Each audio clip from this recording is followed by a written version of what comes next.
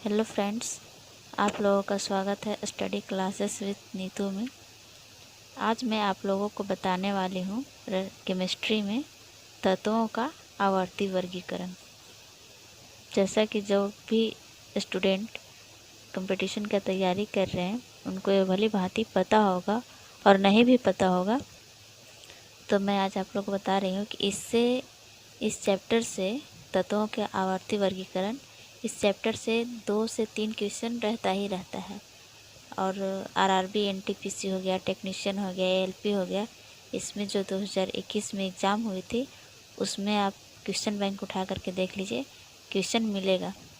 तो मैं आप लोग को बताने वाली हूँ तत्वों का आवर्ती वर्गीकरण। इसमें जो सबसे पहले जो तत्व का वर्गीकरण किए थे उनका नाम था डॉबरिनर, जो कि ये ट्रायल नियम, जिसको त्रिक नियम भी बोलते हैं, वो दिए थे। ये त्रिक नियम दिए थे 1829 में। इसके बाद आया आपका जॉन न्यूलैंड, ठीक है, ये अष्टक नियम दिए थे। सबसे पहले अष्टक नियम कौन दिए थे? जॉन न्यूलैंड, वो दिए थे 1863 ईस्वी में। ठीक है, कब दिए थे? 1863 ईस्वी में। आप लोगों को यहीं पे याद करके ही जाना है, ठीक है। आगे आप चलिए मेंडलीफ जो है से परमाणु भार के आधार पर तत्वों का वर्गीकरण किए थे। ये किए थे कब? 1869 ईस्वी में, यानी कि 1869 में। सबसे लास्ट में आते हैं हेनरी मोसले जी, जो कि ये परमाणु संख्या के आधार पर तत्वों का वर्गीकरण किए थे। ये किए थे 1913 ईस्वी में। तो इस तरह से जो डॉबरिनर हो गए, जॉन न्यूलैंड्स हो गए, मेंडलीफ हो गए, इन लोग के बारे में यदि पूछेगा क्वेश्चन कि किस आधार पर तत्वों का वर्गीकरण किए थे, तो परमाणु भार के आधार पर बोलना होगा, या फिर टिक आउट करना होगा किस पे? परमाणु भार के आधार पर। यदि ये तीनों ऑप्शन में से नाम न रहे तो आपको मेंडलीफ को टिक आउट करना होगा, क्योंकि परमाणु भार के आधार पर एक किए थे, और यदि तीनों ऑप्शन में रहे तो तीनों को टिक आउट करना है, यानी कि ए बी सी तीनों। ठीक है, आगे चलिए। आधुनिक आवर्त सारणी के निर्माण में योगदान। जो आधुनिक आवर्त सारणी बना, एकदम से स्टार्ट में तो नहीं था, लेकिन इसमें जो बना वो कैसे कैसे बना वो मैं आप लोगों को प्रोसेस बताने वाली हूँ। ठीक है, डेमोक्रिट्स परमाणु या अणु शब्द की खोज में योगदान दिए थे। ठीक है, अल रजी और जॉन न्यूलैंड्स दोनों मिलकर जो है से अष्टक नियम दिए थे। ठीक है, अष्टक नियम जो जॉन न्यूलैंड्स 1863 में दिए थे, उनके साथ उनके फ्रेंड्स भी थे जिनका नाम था अल रजी। ठीक है, आगे है डॉबरिनर का त्रिक नियम।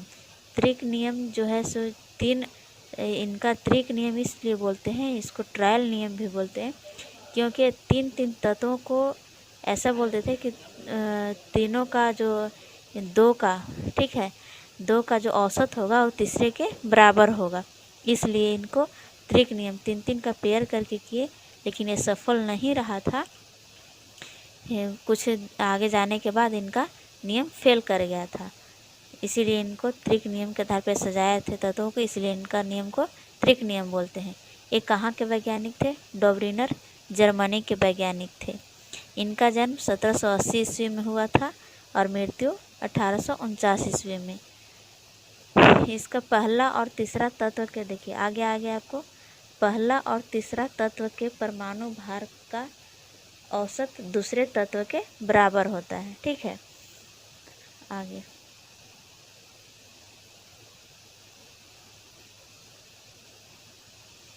दूसरे तत्व के बराबर होता है, जिसमें कि देखिए एग्जाम्पल में लिथियम, सोडियम और पोटेशियम।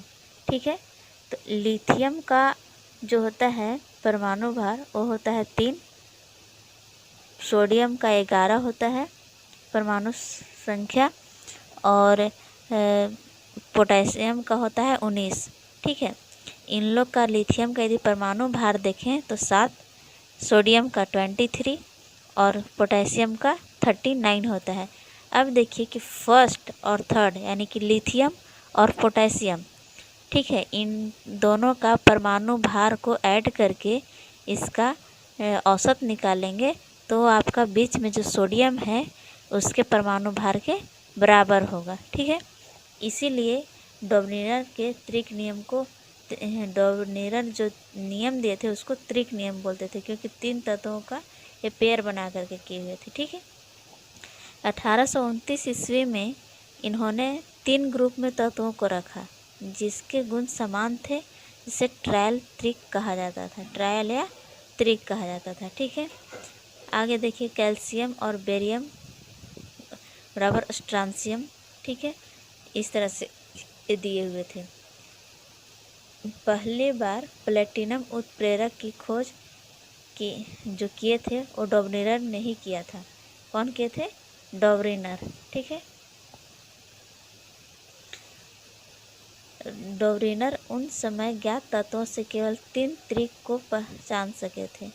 3 ही त्रिक, 3 त्रिक यानी इस क्वेश्चन इस टाइप से पूछेगा कि डॉबनीनर उस समय जितने भी ज्ञात तत्व थे उस समय वो कितने तत्वों को मतलब अपने नियम के अनुसार सजा पाए थे।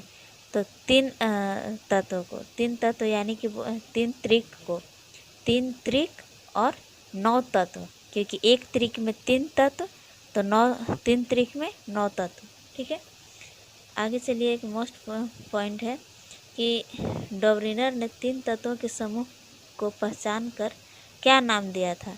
जो 3 तत्वों को पहचान किए थे उसका नाम क्या दिया था? तो उसको ट्रायड नियम या त्रिक नियम कहते हैं। ठीक है, अब चलिए आगे, जॉन न्यूलैंड्स की सजावट। पहले क्या देखे? डॉबनीनर, और फिर आगे आ गए जॉन न्यूलैंड्स। ठीक है, इनका जो जन्म था ये 26 नवंबर 1837 को हुआ था और ये दुनिया से चले गए थे 21 जुलाई 1898 को। ये रहने वाले इंग्लैंड के थे। देखिए, ये कहाँ के रहने वाले थे? इंग्लैंड के, न्यूलैंड्स, इंग्लैंड। याद करने में भी अच्छा हो गया। ये जो आप लोग सुन, जॉन न्यूलैंड्स सारे गामा पाधा निशा जो है इसके आधार पर सजाए थे। ठीक है, जैसे देखिए, सा रे गा मा पा ध नी सा, सा जो आ गया वो फिर से पहले तत्व के पास आ जाएगा। ठीक है, यानी कि पहला सा के जगह पर जो तत्व होगा, पहला तत्व, वो 8वें तत्व से मैच करेगा। ठीक है, इनके समय यानी जॉन न्यूलैंड्स के समय 56 तत्व ही ज्ञात थे। ठीक है, कितने तत्व? 56 तत्व।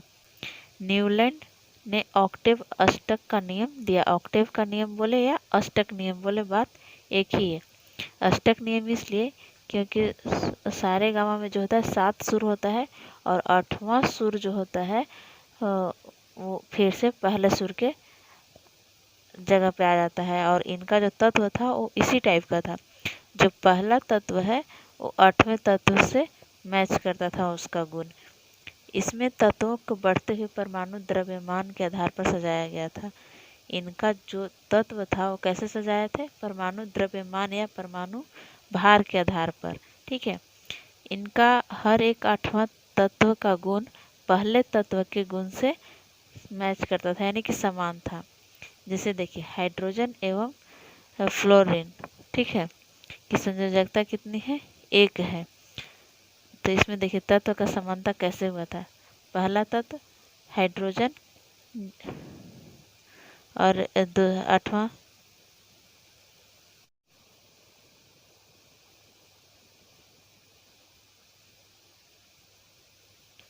तत्व का समानता।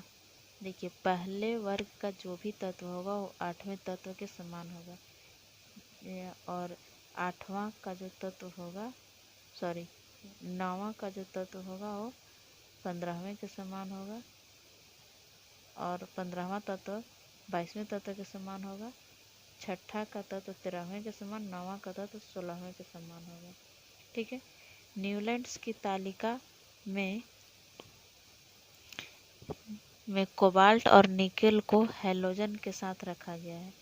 न्यूलैंड्स, जो जॉन न्यूलैंड्स जो थे वो जो बनाए थे उसमें कोबाल्ट और निकेल को हैलोजन के साथ रख दिया गया है। ठीक है, Fe यानी जिसको आयरन बोलते हैं का गुण कोबाल्ट और निकेल जैसे हैं, लेकिन इसमें बहुत दूर रखा गया है।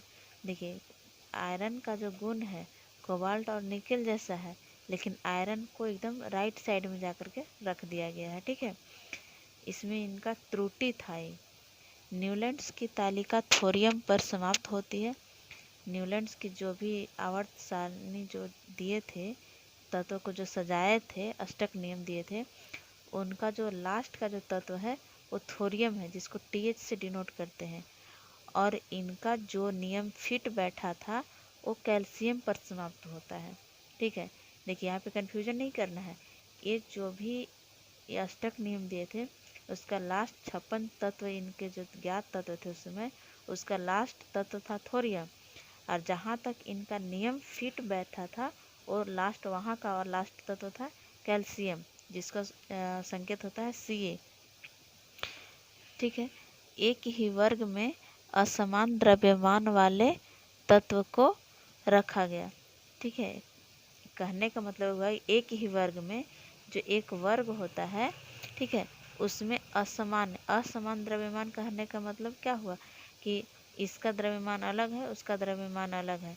मैंने क्या बताया था कि पहले वर्ग के तत्व का गुण 8वें वर्ग के तत्व के गुण के समान होगा, 8वां का गुण 15वें के समान होगा, 15वां का गुण 22वें के समान होगा, इस तरह से बढ़ते जाएगा।